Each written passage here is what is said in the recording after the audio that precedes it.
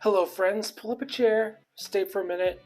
I'm going to tell you about the first of 8 times that I died. We'll get to the other 7 after this one on a different video, but I want to tell you what led up to the first one. So, remember Super Bowl Sunday, the halftime show, right? Dr. Dre, Eminem, Snoop Dogg. Probably the best halftime show of all time. That's the last thing I remember before all of this went down.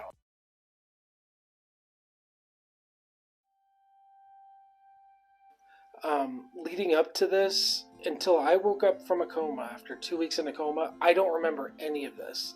So everything I'm about to tell you came from my wife and coworkers. So it was a Wednesday. I took Alex to ABA just like normal, which is his place for autism. Anyway, I took Alex to ABA like normal. Don't remember that. After that, I went to work. Don't remember that. Now, on my camera roll, I have pictures from where one of my coworkers was retiring. So I had pictures of like the food, that we brought in, that to celebrate his retirement.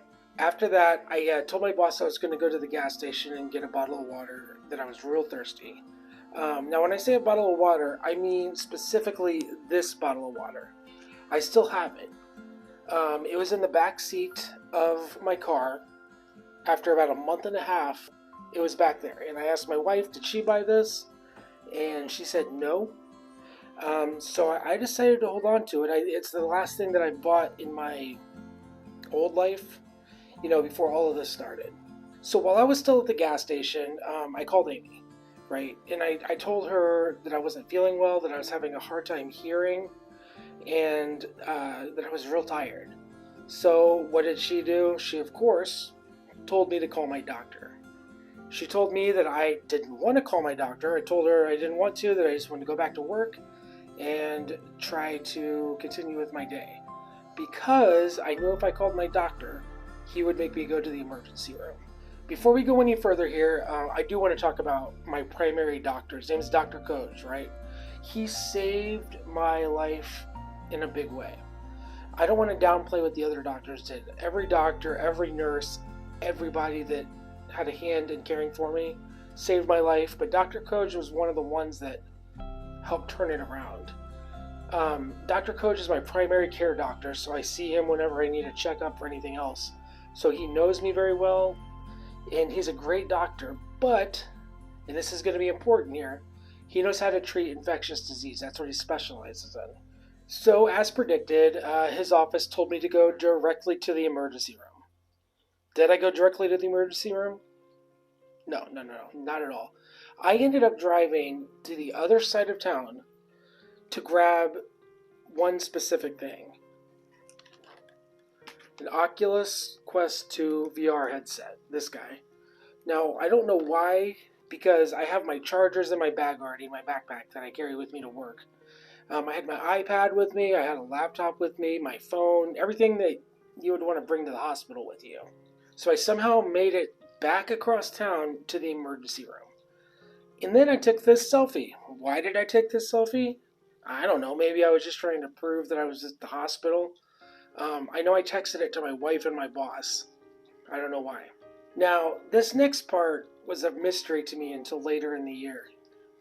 If you've ever been hospitalized, you probably know that there's different levels of care in the hospital, right? So there's the regular rooms that they keep people, that have broken bones or something major enough to be in the hospital, but not major enough to be consistently monitored. So that's where they put me at first. I was not being monitored consistently. And by that, I mean they would come in every hour or so and take your vitals, do your blood pressure and all that. And then they would close the door and you'd be able to watch movies on your iPad or do whatever you wanted to do. This is an important part of the story, though, because the nurses happened to come into my room at the time that I was coding. I later was able to talk to them because I didn't know how this happened for a long time. So for a different hospitalization later this year, I got to meet all 3 of them, right? And it was one of the coolest things ever, but the big question I had is how did they know? Like, how did they know to come in there and check on me? If you believe in guardian angels, these three are my guardian angels.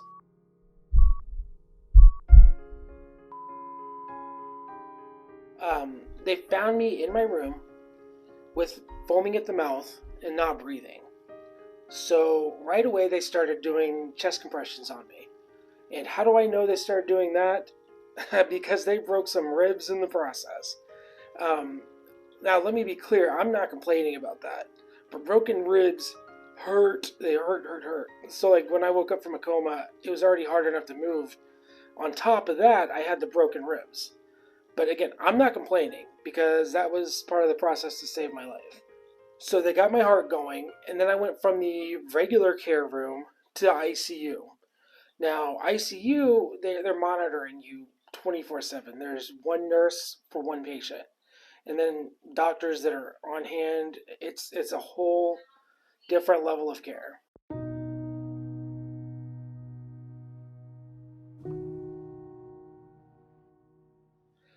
Very early that morning, Amy got the call that I could not imagine getting. Probably the worst call you would get about a family member.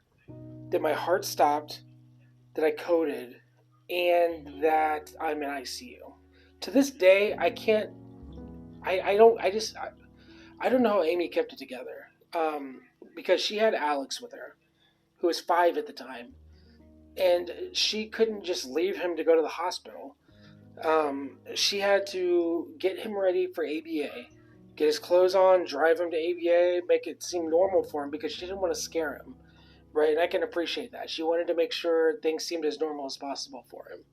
But I couldn't imagine the hopeless feeling knowing that your spouse was in the hospital in real bad shape, but having to continue life like normal for a 5-year-old. And I need to add how proud and how happy I am that I'm married to her. Because while I was in a coma, while I was in bad shape, she was able to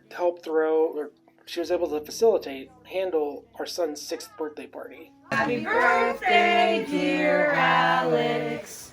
Happy birthday to you. And if anybody's saying, why are you having a birthday party when your husband's in the hospital? I would say go away, because it's not Alex's fault. He didn't ask for me to go to the hospital. He, just like every other 6-year-old boy, deserves to have a birthday party. And she made sure that happened. Somehow. So one of the most asked questions I get, and then maybe some people are afraid to ask me, did I see or feel anything when I died a bunch in the coma? And the answer to that is absolutely I did. But we're going to talk about that in the next video, because I think we've talked about enough here, but eventually we're going to get to the whole story here. I'm going to break it up into different videos so it's not too long. But it's an interesting story, and I'm excited to tell it. So, until next time, have a good one.